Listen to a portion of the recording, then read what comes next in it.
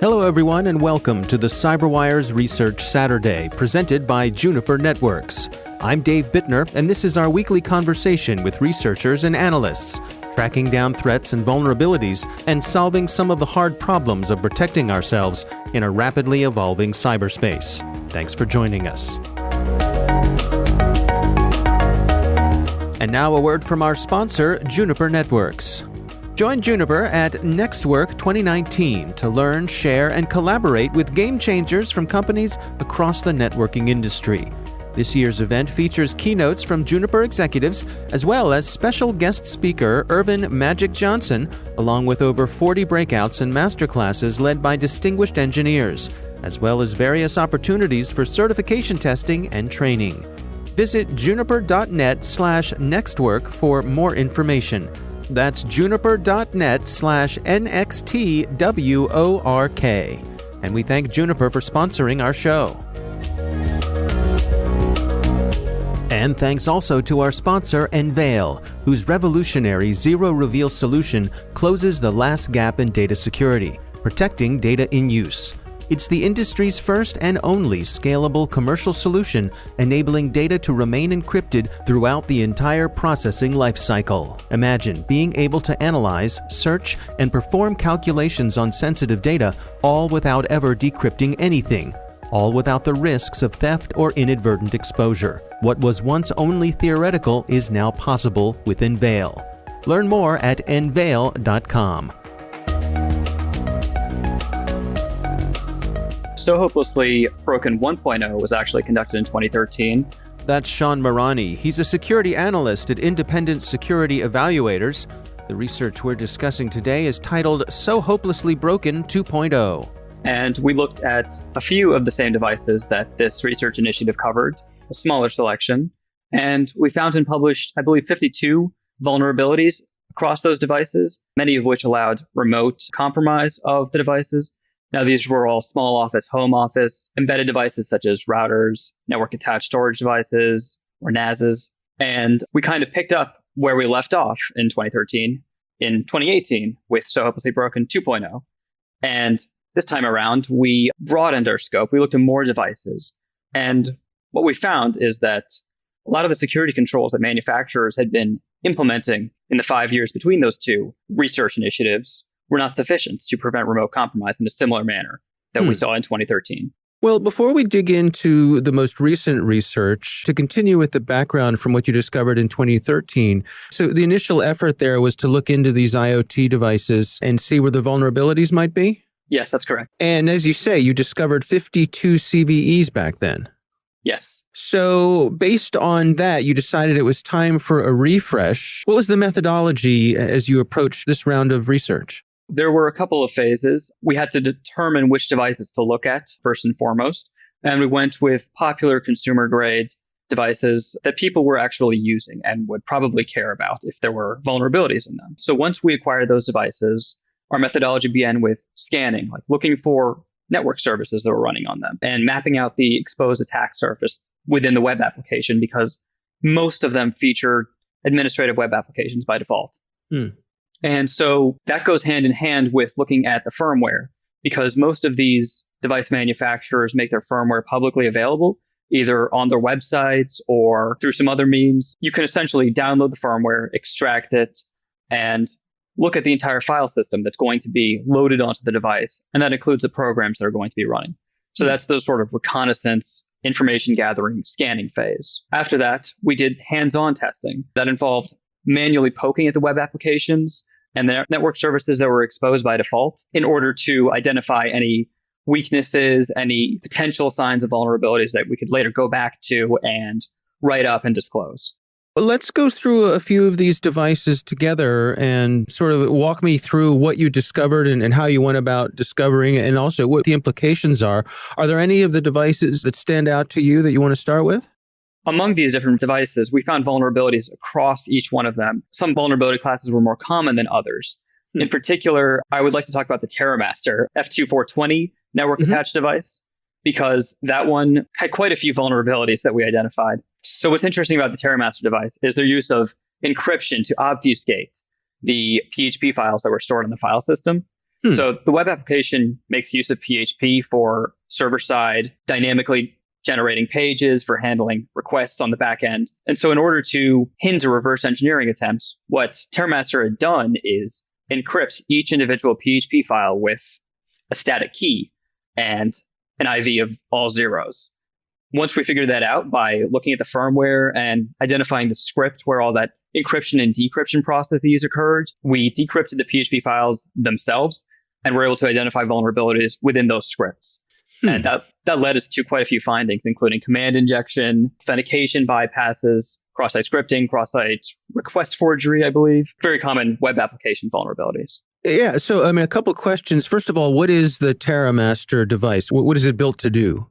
It's a network-attached storage device, so it allows users to manage files. It has additional applications for accessing those files, like photo applications. It also features a web application where you can administer the device. So what you discovered then, again, from my understanding, is that with the encryption they were doing on these files, they had basically hard-coded the key in the firmware. Is that right? Exactly. Not that hard for you to reverse engineer it. No. Once we figured out that key, it was fairly trivial to get the command to go back and access all those PHP files in plain text. Interesting. And so that uncovered a range of vulnerabilities. Yes. Let's take a look at some of the other devices. What other ones stood out to you? The Asus RT-AC3200 was a SOHO router that was particularly interesting because it was the only router that had a buffer overflow class of vulnerability that we discovered. So this was an authenticated buffer overflow, which means you had to have a valid login and password in order to exploit it. However, with authentication bypasses, and we've seen that many of these devices have ways to circumvent authorization authentication. This would be a remotely exploitable remote code execution attack. Now, were there any devices that came up particularly well that tested out as not having very many vulnerabilities, if at all? We found vulnerabilities in all of the devices. The only one that we were not able to gain remote code execution on in the time that we had was the Synology NAS. So we did find fewer high-severity security vulnerabilities in the Synology DS218J. So when you compare the results that you got back in 2013 with what you found this round, explain to me what the differences were. How far have we come? I would say we have not come very far at all. While these manufacturers have made attempts to implement security controls that not only make it harder to reverse engineer the devices, but in some cases are actual legitimate attempts to protect against vulnerability classes, we were still able to exploit remotely most of these devices, 12 out of 13, and get root shells on that. So I would say that the progress that these manufacturers have made is insufficient. Is it the same sorts of things that you discovered back in 2013, or have those things been addressed and there are new ways that you can come at these devices? It's essentially the same vulnerabilities. Command injection is very widespread among these. Where are they coming up short overall? And do you have any insights onto why they may not be doing a better job? What's keeping them from doing a better job? I don't know specifically what's keeping them from doing a better job and whether or not, in fact, they are now taking steps after the fact, after our publication to improve their security posture. But I think it's a matter of incentive. Until the companies are incentivized to improve security, it's always going to be on the back burner for them. It's not going to be a priority. Now, you all went through the responsible disclosure process, and you got different responses from different companies. What are some of the highlights of what you went through with that part of the process? For the most part, the responsible disclosure process went smoothly. When we reported vulnerabilities, most of the manufacturers we talked to would reply in a reasonable amount of time, and they would acknowledge our vulnerability reports, and they would fix them. And in some cases, they even asked us to test the mitigations. And we would go ahead, download the new firmware, install it on our devices, and actually see if they fixed the vulnerabilities we reported. Now, a couple of the manufacturers we had some communication problems with, which led to some prolonged difficulties for us in the disclosure process. Notably, one of them was Netgear. When we reported these vulnerabilities to Netgear, so they have a bug bounty program via BugCrowd. When we initially reported the vulnerabilities, it took them several months, I believe 5 months, for them to even acknowledge and get back to us and start triaging the vulnerabilities we had reported, let alone fixing and awarding payouts as is part of the program. And NETGEAR was also a CVE numbering authority, a CNA. So they're responsible for issuing the identifiers for the vulnerabilities that are used in CVE descriptions. And when we asked NETGEAR to provide us with CVEs for the issues we identified, it took them 3 months to get back to us. And they said they were no longer issuing CVEs. So we had to reach out to MITRE, who then was not aware that NETGEAR was no longer issuing CVEs. And there was some back and forth. And eventually we ended up getting the CVEs we needed from MITRE instead of NETGEAR, who was supposed to be the original issuer. So initially, you had several months of just radio silence from them. Essentially, yeah. Yeah. Wow. What are your recommendations here? I want to come at this from two different directions. First of all, from the device manufacturers, what should they be doing to protect their devices from the things that you discovered? There are known mitigations to all of these vulnerabilities. Like, these issues have been around for a very long time. It's not like these are new and novel attacks. We did research with existing vulnerabilities with lots of research done on them in mind, and we found them. And it was just a matter of the manufacturers not implementing proper security controls.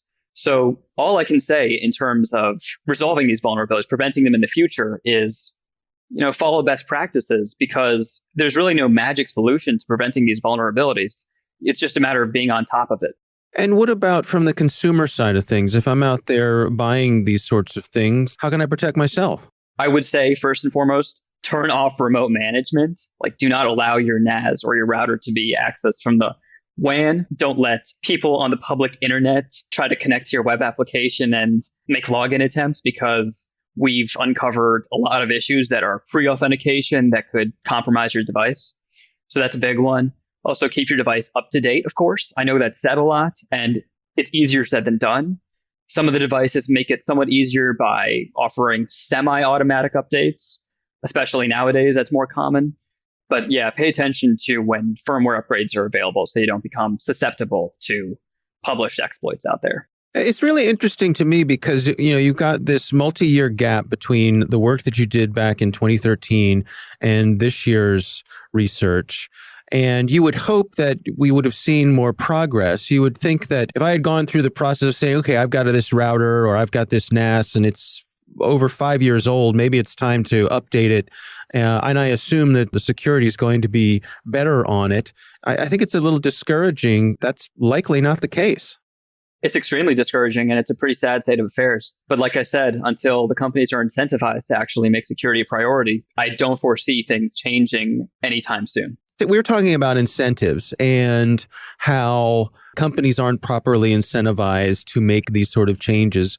What do you think proper incentives would be? Do we need some sort of regulations or standards? How do you think we could come at it from that direction? I don't really know if I'm well informed enough to comment on that. Yeah. I know there have been some pushes for regulations, especially in the past few years. I don't know enough about it, frankly. Yeah, okay. Fair enough. I think a lot of it's going to have to come from consumers themselves. Perhaps with research like this, more outreach to the community, especially to the information security community, that consumers are going to start to care and exert pressure on these companies to improve their security. So that's one viable way, I think. I'm curious, when these devices come out of the box, could they be made safer by having their default settings be different from what they are? Yes, because a lot of the times the default settings are such that it's most convenient for the user. Like certain network services that may not be the most secure, but are definitely convenient for the customer, are enabled by default. So if those were disabled instead, then the device as a whole might be more secure. Our thanks to Shawn Mirani from Independent Security Evaluators for joining us. The research is titled SOHOpelessly Broken 2.0. We'll have a link in the show notes. Thanks to Juniper Networks for sponsoring our show. You can learn more at juniper.net/security or connect with them on Twitter or Facebook. And thanks to Enveil for their sponsorship. You can find out how they're closing the last gap in data security at enveil.com. The CyberWire Research Saturday is proudly produced in Maryland out of the startup studios of Data Tribe, where they're co-building the next generation of cybersecurity teams and technology. The coordinating producer is Jennifer Eiben.